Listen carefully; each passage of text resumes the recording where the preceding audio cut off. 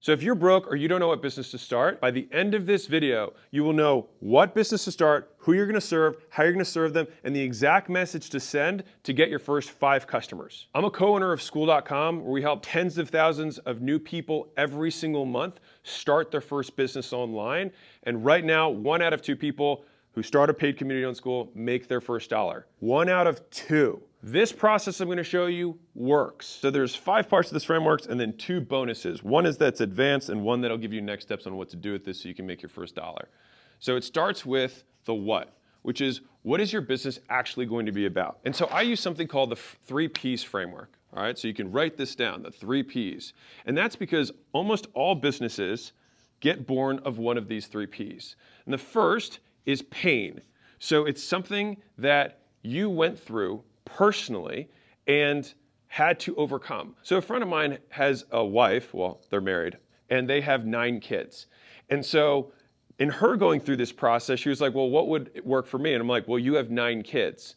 So I'll bet you that you just making lunch for 9 kids every day is probably a process. She's like, oh yeah, I have this whole thing that I do so I organize it so everybody has their own bags and they all know who it is. And then I can do it in a time that's cheap for me and gets them all the food that, all the protein and all the other stuff. And she's like, I have a system around that. And I was like, that is the beginning of a business. The second is your profession.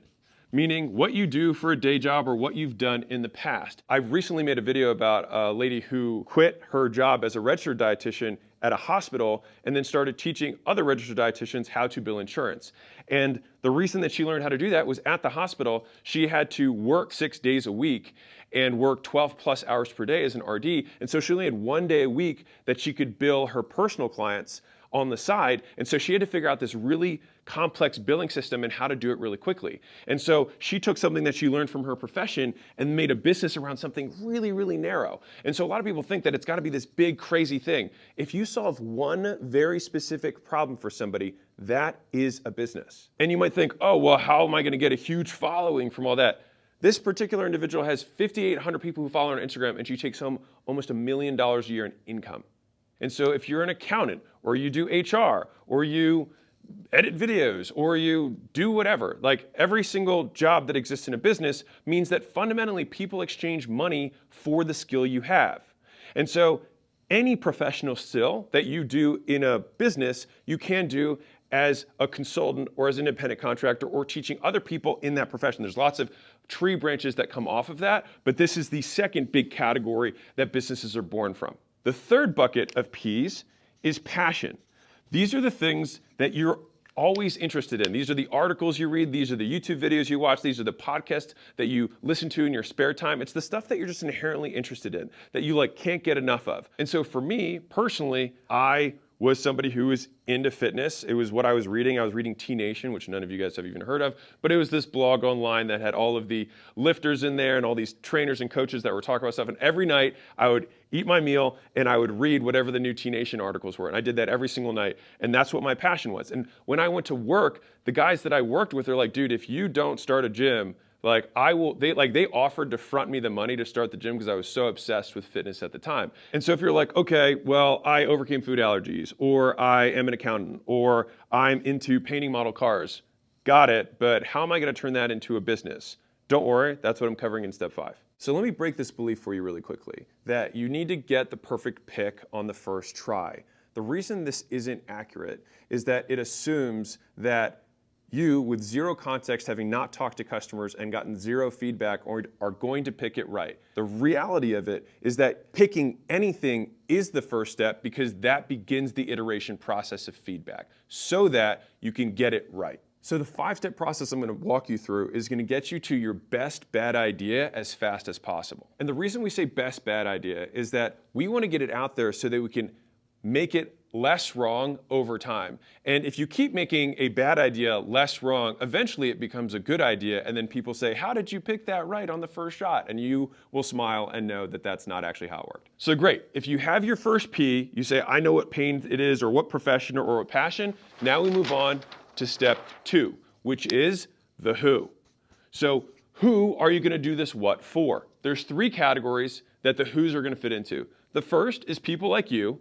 The second is people that you've helped before. And that can be for money or not for money, but I'm assuming if you're watching this video that you haven't helped them for money, you just did it as a favor, which I'll tell you my story about that in a second. And the third is people who you think are underserved. Now, this is probably the more formal way that people look at markets that are growing, that you think there's an emerging trend. It's people that have this huge demand and are underserved. This is probably the most formal way of doing it. But most businesses that come from, I would say, the heart or the mind come from one of these two things. I went through this thing and then I took a long time to figure it out. And now that I have figured it out, I want to help other people who are like me figure it out. Sarah Blakely was like, man, none of these underwear hide the bad and show the good. And so then she created Spanx. And then Spanx went on to sell for $1 billion to Blackstone, I think earlier last year.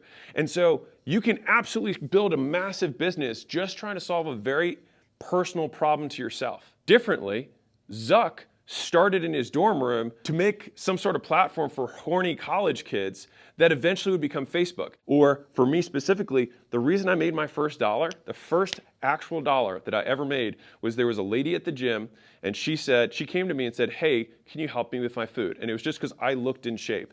And I was like, sure. And I didn't know her super well. And so we met at a pizza shop, ironically. And so she asked me to talk to her about her food. And so I just asked her what she was buying for her groceries and gave her a couple of recipes that I did to increase her protein intake. And at the end of me sitting at that pizza parlor with her for an hour and a half, she just took out her purse and wrote on a check $100 and she handed it to me. I didn't sell her. I didn't say a price. She just handed me $100 for the amount of help that I'd given her. And it was really weird because we walked out of the pizza parlor and then she got in her car and I opened up the check again and I was like, holy shit, I could get paid to do this? And it was this huge moment for me.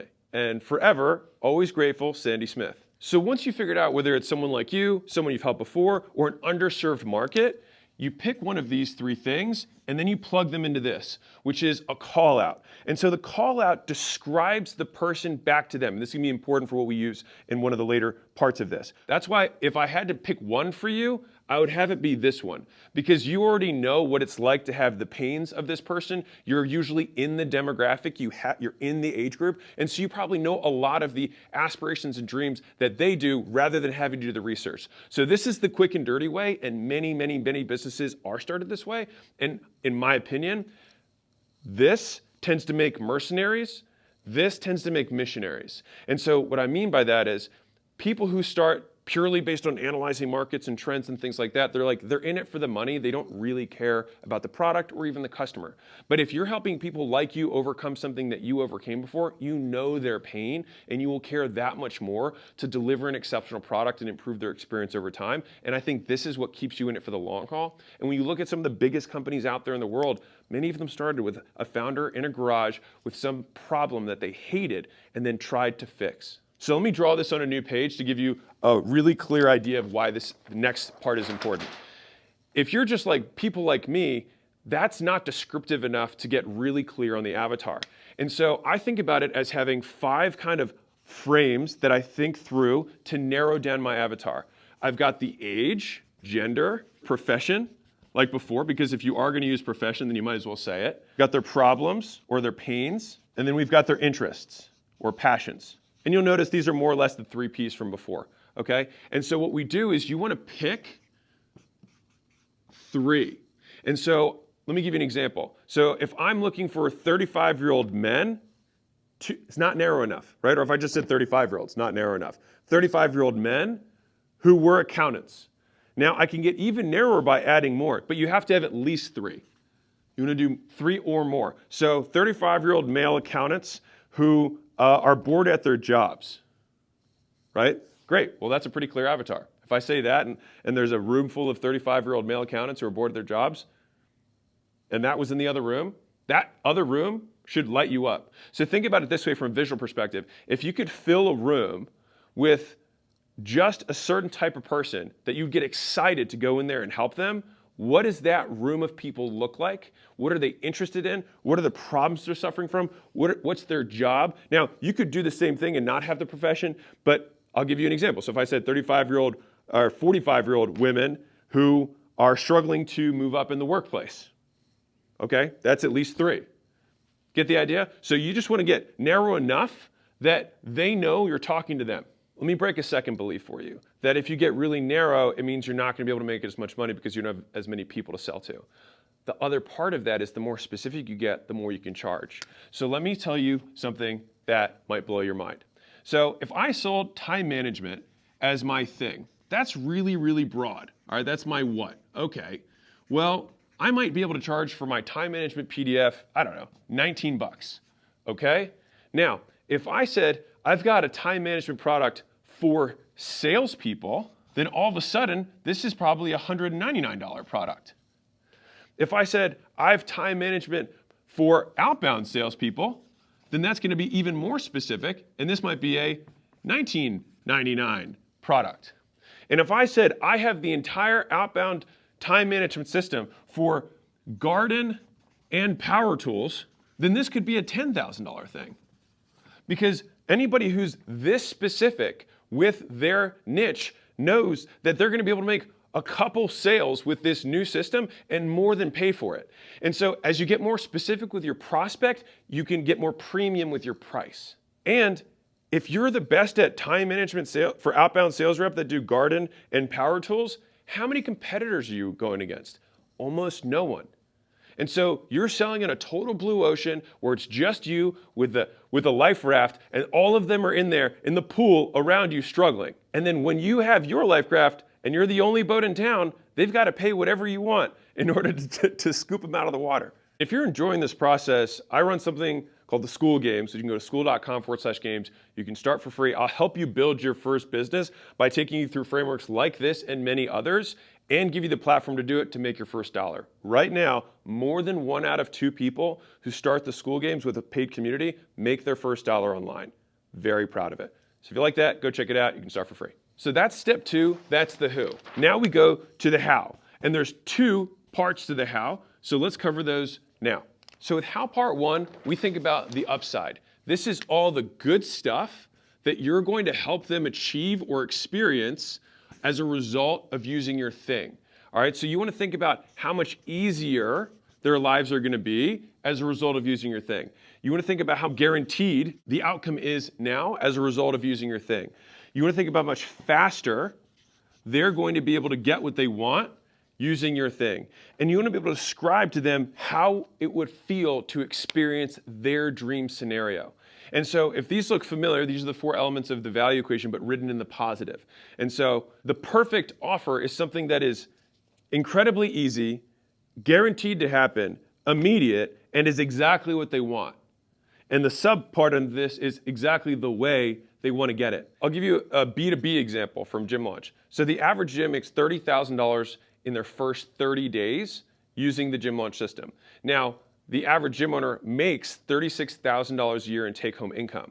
So if they make $36,000 a year as take-home income, then we can help them get what they want easier, guaranteed, faster, and exactly what they wanted to do, which was to fill their gym up and make money. Whatever benefits you sell, there's some good stuff. And so we want to say, hey, here's all this good stuff you want, and here's how I make it easier, faster, guaranteed, and this is what it looks like when it's right. That's what we explain with the how part 1. So now that we've listed out all the good stuff, let's flip over to how part 2, which is going to be the bad stuff. And if you think about motivating an individual in general, you fundamentally only have 2 things that are going to increase the likelihood that they do what you want. You either have to take away the bad stuff that they don't want, or give them more good stuff that they want. That's it. That's all you can do. And so thinking about it from this framework has helped me so much in copywriting, in sales. It's like, you're either saying you're going to get this thing or you're going to avoid this thing you hate. That's it. And it's just how well you can describe either of these things, which makes it more and more compelling, which is why picking someone like you makes it easier to describe the very intricacies of their pain. So for example, if I said lose weight fast, that might have worked in the 1900s. But people quickly learn that they can't believe things that people say. And so the more specific you are about the pain and the benefit, the more likely they are to believe you. If I say, hey, stop feeling your thighs chafing when you're out in the sun, that's a very specific pain, right? And so someone would be like, oh, I experienced that. But it would pass their guardrails and their banner blindness around ads and copy and marketing because it's very specific to their pain. You want them to be like, I can't believe they know this about me, because you know it about you and you just describe it back to them. So now we're going to talk about the bad stuff. So these are the inverse of the things that I was mentioning earlier. So instead of the guarantee, we're going to talk about the risks that we're going to help them avoid. Instead of how fast it is, we're going to talk about how slow it is for them, that they're not going to have to experience that slowness. Instead of it being easy, we're going to talk about all the pain and sacrifice and suffering that they have to go through in order to experience the benefit. So the nice thing with this one particularly, because there's going to be the most meat here in terms of what you're describing, because the guarantee you just say, this is where you state stats and you show what you've done, what you plan to do. The fast and easy, you put a timeline around it and what they can expect versus the timeline of what's bad. And with the ease, there's two sides to this. So one is, what are all the good things they normally have to give up that they no longer have to give up with your system? And what are all the bad things that they would normally have to start doing with other products or other services to solve this problem that with your product, they don't have to start doing? So let me give you an example. So weight loss is simple. So if I have to start working out and waking up early, then that's something bad I don't want to start doing. And so if you use my system, you don't have to start doing this bad thing you don't want to do to get the result. If I want to avoid the negative thing that you don't want to give up, which is, hey, you like doing Taco Tuesdays and eating out with your friends. Normally you'd have to give that up. But with my system, you can keep that thing you like without sacrificing it and still get the result. And so you show both of these that make it easier. Because what makes things hard? What makes things hard is doing things we don't like and giving up things we like. And so if we have our solution that they can not have to do things they hate and keep doing things they love, then they will like that better. You might be thinking, okay, well, I get the good stuff and the bad stuff for how part 1 and how part 2, but how do I get all this stuff? Well, first off, if it's you, then you know what these pains are. If it's not you, then you do the 3-letter method. You ready for it? Ask people who you want to sell. So you get on the phone, you reach out to people, and you basically do an interview. Now, a good interview basically functions like a sales call, which is like, what are the problems you're struggling with right now? How long have you struggled with them? What makes it painful specifically? Can you describe what the experience is like when it's not right? Could you describe your ideal experience if it were done the right way? What are some of the things you have to stop doing that you like doing that you don't want to stop doing when you've done things in the past? What are the things that you have to start doing that you hate doing that you've had to start doing in the past?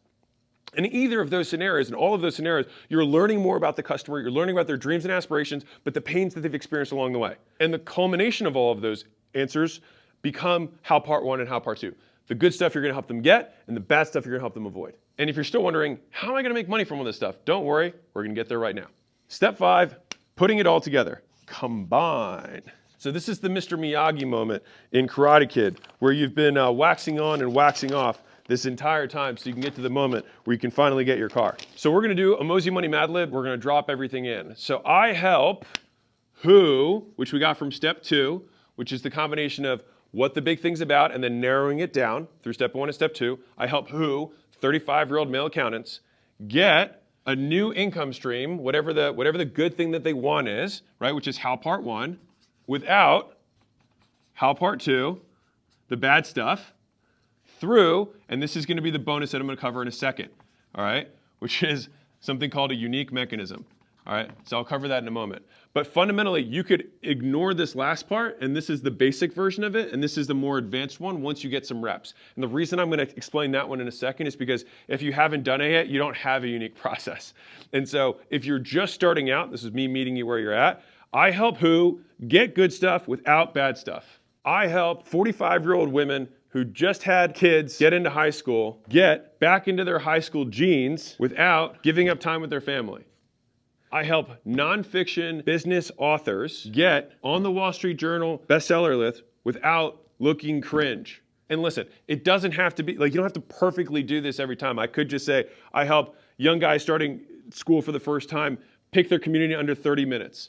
Like, it's just, if you can nail them, then the person's like, shoot, that's me. Right? The more you add these pieces in, they're like, that's exactly what I'm struggling with. This is exactly what I want. And then the unique mechanism makes it nice and sexy. So now that we hit the bonus, let's go to the bonus section. So the bonus, number 1, is going to be something called the unique mechanism. All right. Now, the reason I wanted to combine it before the unique mechanism is that if you are starting out, you might not have a unique process yet. All right.